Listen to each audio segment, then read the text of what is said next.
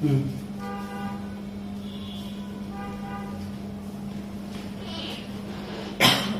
না বলিস না, আমি যে কি বিপদে পড়ছি আমি কি বলবো। আমার জীবনটাই নষ্ট হয়ে গেছে এই সংসারে আইসা। কোনো সুখ আছে নাকি? আর স্বামী ওই বজ্জাত বেটার কথা আর কি বলবো। একেবারে সহ্য করা যায় না, সহ্য করা যায় না। জাস্ট হ্যাঁ, ভাব এই কথাগুলো আমাকে পাশের বাসা ভাবি বলে। এগুলো কি বলা উচিত স্বামীর নামে বল?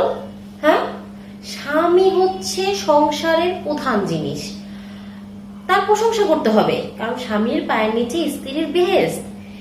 এই পাশের ভাবিটা এগুলোই সবসময় বলতে থাকে। আমি বুঝাই, তাকে অনেক বুঝাই যে এগুলো বলা ঠিক না, বুঝছিস? আচ্ছা ঠিক আছে, রাখ।